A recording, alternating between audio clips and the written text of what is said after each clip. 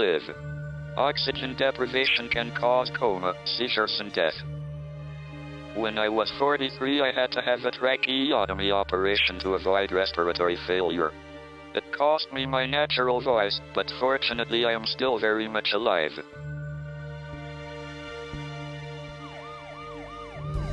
Every day, many thousands are taken to hospital with breathing difficulties. When every second counts, what more can we do? RT press artists in Boston to investigate an innovation that could revolutionize emergency medicine. The contents of this tube could radically improve your chances of survival. This is injectable oxygen. We have a 5-month-old baby girl who developed sudden respiratory distress. A baby's rushed to hospital. She swallowed something that's blocked her airways, and doctors are desperate to get the oxygen back into her bloodstream. Respiratory full cardiac arrest. The baby's blood oxygen level has dropped so low, her heart stops beating. This child stopped breathing. It's not getting any oxygen to its brain, and once that happens, it's not going to have much time. Let's move forward and put the cannulas in. Okay, yeah, let's get the lines. Yep, right behind you. Okay, get the lines. The baby's life is on the line. Today, the only option is invasive surgery, to redirect blood to a heart-lung bypass machine, which re-oxygenates it. It's an agonizingly slow process. We're on clamp. Okay. Flowing 300. Coming back to you. Okay, back to you. All right.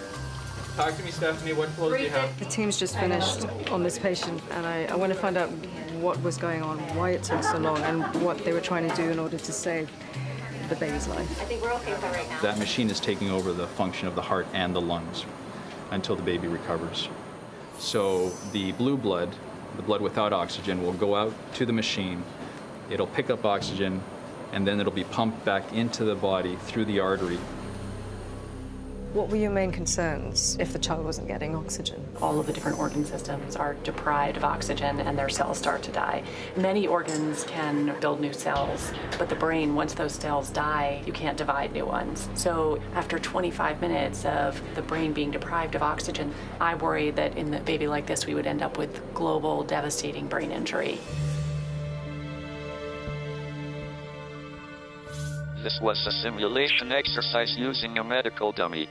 Had it been a real emergency, the consequences could have been tragic.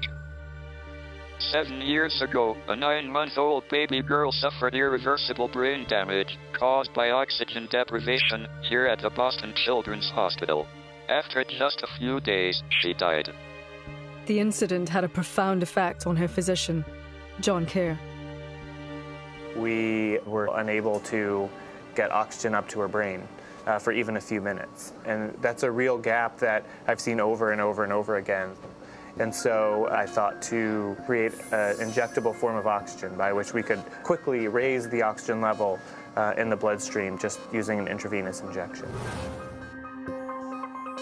In theory, with a simple jab in the arm, oxygen could be introduced into the body directly, bypassing the lungs and taking effect in just seconds.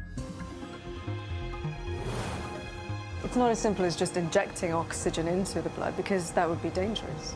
That's right. If you injected even a small amount of gas into the bloodstream, as soon as it got to the lungs, it would cause a blockage. How do you get around that problem? So what we've done is we've taken the oxygen gas and partitioned it into trillions and trillions of microparticles. Each particle is coated with a tiny membrane so that the gas stays small enough to pass through the bloodstream without causing a blockage. You can feel this syringe, which is actually quite light compared to what you would imagine it would be. This syringe is filled with the particles containing oxygen gas. That's right. How big are they? So they're about 2 to 5 microns in diameter, about the size of a red blood cell. The ultrafine membrane coating the tiny bubbles of pure oxygen gas are made of fat molecules. When they're injected, the membranes dissolve, allowing oxygen to transfer directly to red blood cells. So that's blood without oxygen. Right, and that's visualized easily by looking at it, and it's dark. So it's like a dark brownish. So when you look at blood, that color you can tell is low on oxygen. Right, there's no oxygen. Yeah. When we add the oxygen to it, what you should see is it should turn bright, bright red. And this monitor right here actually shows the percentage of oxygen saturation. So, and normally you'd have 95, 90, Yeah. maybe 100. Time to see if it actually works.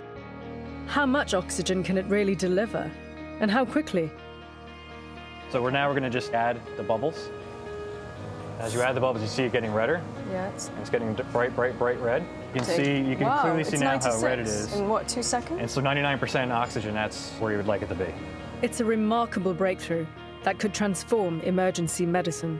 What you have in this syringe, you could see this being carried on ambulances, and that goes straight into the veins. That's it could exactly give you, right. How long would it give you? We've demonstrated that it can keep an animal alive for 15 minutes without taking a single breath. Human trials are due to commence within the next 5 years. Like all great ideas, John's invention is deceptively simple. Tiny bubbles of oxygen injected directly into the bloodstream could save millions of lives a year. But more than that, this microbubble technology could also be used to deliver drugs directly into the bloodstream, so that they're not working in hours or minutes, but in seconds.